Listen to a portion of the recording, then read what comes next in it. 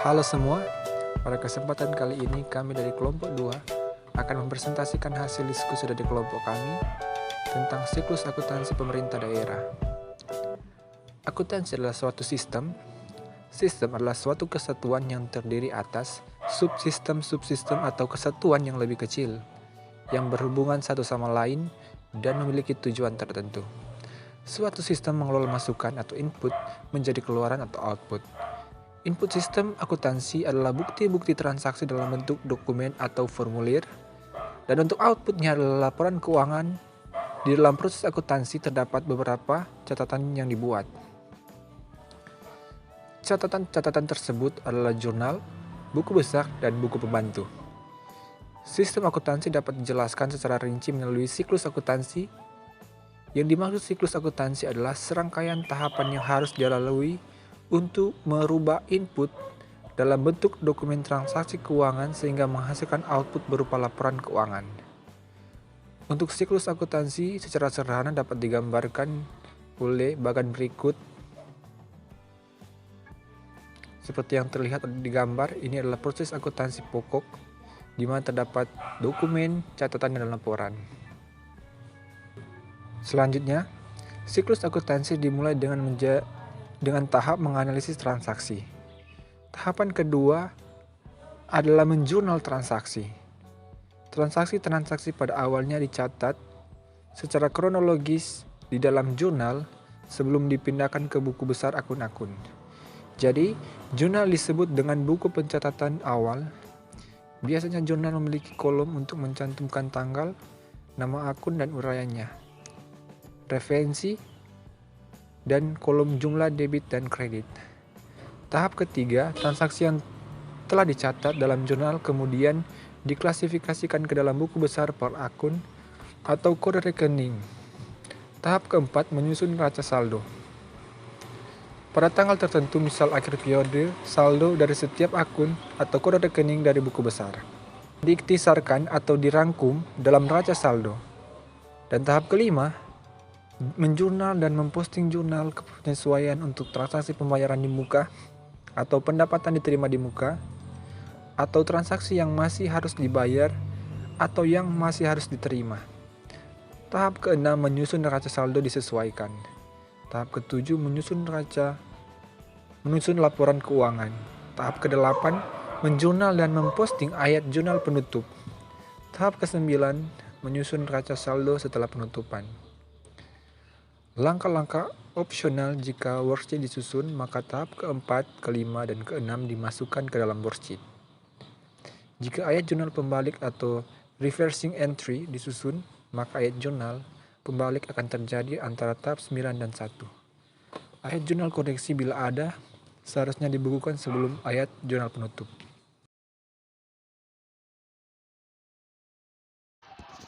Penjelasan tahapan siklus akuntansi. Analisis transaksi. Yang dimaksud dengan transaksi adalah peristiwa-peristiwa ekonomi dari suatu entitas yang tercatat. Tujuan dari analisis transaksi adalah pertama, untuk mengidentifikasi jenis-jenis akun yang terkait, dan kemudian untuk menentukan apakah dibutuhkan debit atau kredit pada akun tersebut. Dengan melakukan analisis ini sebelum membuat ayat jurnal akan sangat membantu dalam memahami ayat-ayat jurnal baik yang sederhana maupun yang rumit. Urutan peristiwa di dalam proses pencatatan dimulai dengan transaksi. Bukti transaksi adalah berupa dokumen-dokumen sumber, misalnya surat ketetapan pajak atau retribusi daerah, SKPD atau SKRD, tanda bukti penerimaan atau TBP, dan lain-lain. Bukti ini akan dianalisis untuk menentukan pengaruh transaksi pada akun-akun tertentu. Ilustrasi dari siklus akuntansi. Ada transaksi penetapan SKPD untuk pajak bumi dan bangunan. Ditetapkan sebesar 300.000 untuk periode 2020, maka analisis yang dihasilkan adalah sebagai berikut. Dengan adanya penetapan SKPD untuk PBB, maka akan berpengaruh pada bertambahnya aset entitas, yaitu akun piutang di sisi debit dan juga Bertambahnya akun pendapatan LO di sisi kredit. Bertambahnya akun piutang di sisi kiri atau aset dan bertambahnya pendapatan di sisi kredit yang berarti bertambahnya ekuitas dalam jumlah yang sama di sisi debit dan di sisi kredit, membuat persamaan akuntansi ini selalu seimbang. Dan di sini ada rumus persamaan akuntansi, yaitu aset sama dengan kewajiban ditambah ekuitas. Selanjutnya, jurnal. Jurnal merupakan catatan kronologis dan sistematis atas seluruh transaksi keuangan sebuah entitas.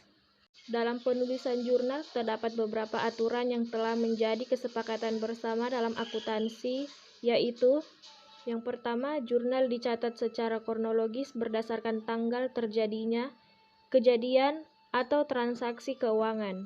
Yang kedua, akun yang berada di sisi debit dicatat terlebih dahulu daripada akun yang berada di sisi kredit. Yang ketiga, akun yang berada di sisi kredit dicatat menjorok ke kanan. Di sini ada format daripada jurnal yang terdiri dari tanggal, nomor bukti, kode rekening, uraian, dan debit kredit. Yang keempat, pencatatan dilakukan pada saat terjadinya kejadian atau transaksi keuangan. Selanjutnya, ada dua basis yang akan digunakan dalam pencatatan akuntansi di pemerintahan daerah, yaitu basis akrual dan basis kas. Dengan demikian akan terdapat dua jenis jurnal untuk melakukan pencatatan atas transaksi-transaksi dalam sistem akuntansi pemerintahan daerah. Yang pertama adalah jurnal yang akan mencatat transaksi-transaksi secara akrual, khususnya transaksi terkait akun neraca dan laporan operasional. Kedua adalah jurnal yang akan mencatat transaksi-transaksi yang merupakan realisasi anggaran berdasarkan basis kas. Sehingga jurnal ini melengkapi jurnal LO ketika suatu transaksi yang dicatat merupakan transaksi realisasi anggaran atau LRA dan terdapat aliran kas masuk atau pendapatan dan penerimaan pembiayaan dan aliran kas keluar atau belanja transfer dan pengeluaran pembiayaan. Untuk selanjutnya, jurnal jenis ini akan disebut jurnal LRA. Berikut ini akan dijelaskan lebih lanjut mengenai pencatatan transaksi jurnal LO dan neraca serta jurnal LRA. Jurnal LO dan neraca. Jurnal LO dan neraca digunakan untuk mencatat kejadian atau transaksi keuangan terkait aset, kewajiban, ekuitas, pendapatan LO dan beban. Jurnal LO dan neraca ini akan menghasilkan laporan operasional atau LO dan neraca. Contoh pencatatan transaksi dengan jurnal LO. A. Pengakuan pendapatan berdasarkan penetapan pengakuan hak atas pendapatan ketika dikeluarkan penetapan surat ketetapan pajak daerah atau SKPD PBB sebesar 50 juta rupiah.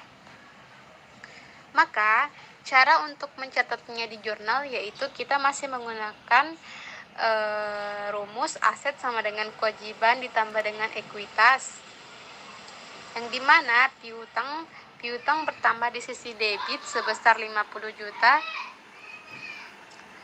sedangkan pendapatan bertambah di sisi kredit sebesar 50 juta.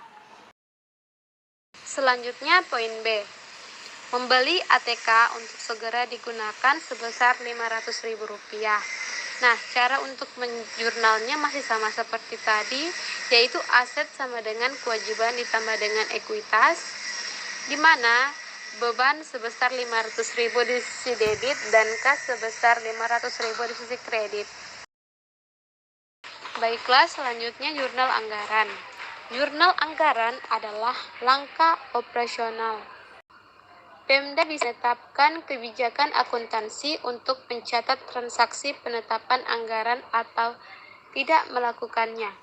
Jika melaksanakan akuntansi anggaran, masing-masing entitas akan melakukan penjurnalan atas anggaran yang telah ditetapkan.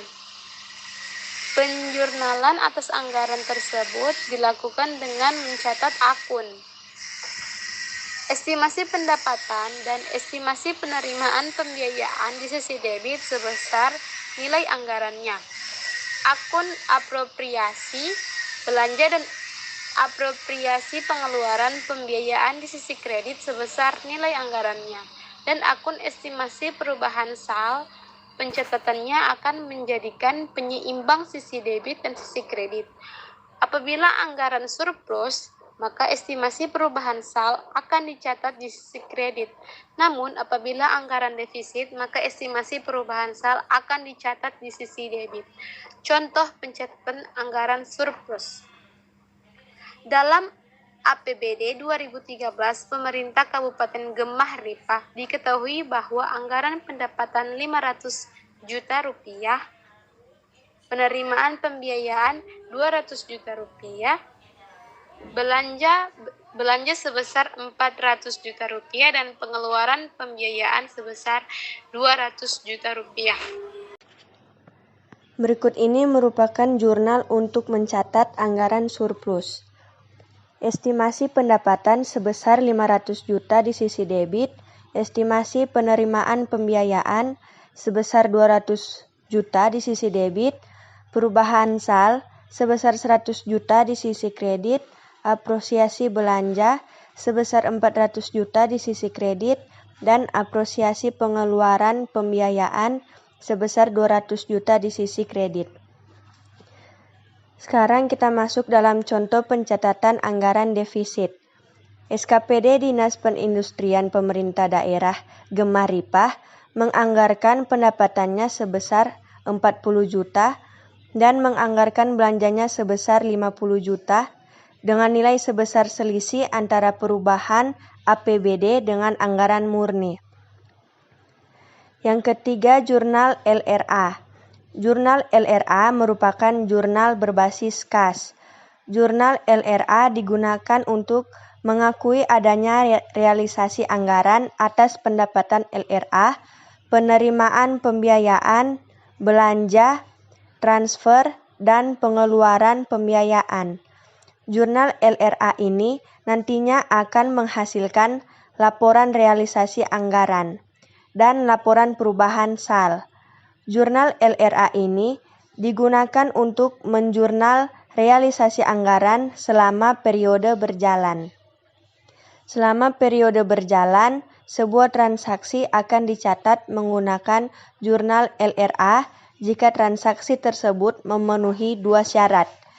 Yang pertama, terdapat arus kas masuk atau arus kas keluar, dan kedua, merupakan realisasi anggaran bagi entitas bersangkutan. Adanya realisasi anggaran baik realisasi pendapatan, realisasi penerimaan pembiayaan, realisasi belanja, maupun realisasi pengeluaran pembiayaan akan mempengaruhi nilai perubahan sal. Dengan demikian, setiap terjadi penjurnalan atas realisasi anggaran, maka akun lawannya adalah akun perubahan sal. Dengan adanya jurnal LO dan neraca serta jurnal LRA, maka setiap kali terjadi transaksi atau aktivitas keuangan, fungsi akuntansi di setiap entitas harus mencatatnya sehingga dapat memenuhi kebutuhan informasi untuk menyusun LO, neraca, dan LRA.